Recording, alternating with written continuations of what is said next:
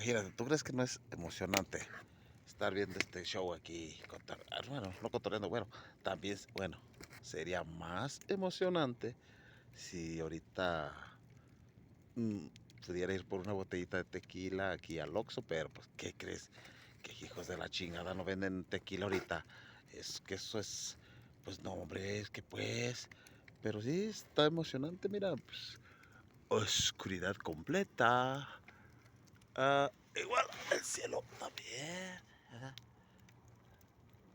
Pinche morrillo allá dormido. Ah, pues no se ve ni mardes.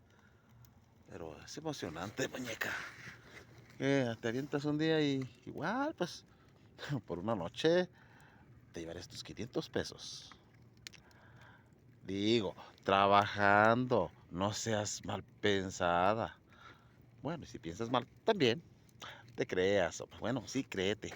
Bueno, ¿qué? Bueno, mejor bueno, mira, mejor te vienes, te traes unas, pues, qué sé yo, unas cervecitas. Bueno, yo te las pago, pues, claro, ¿verdad?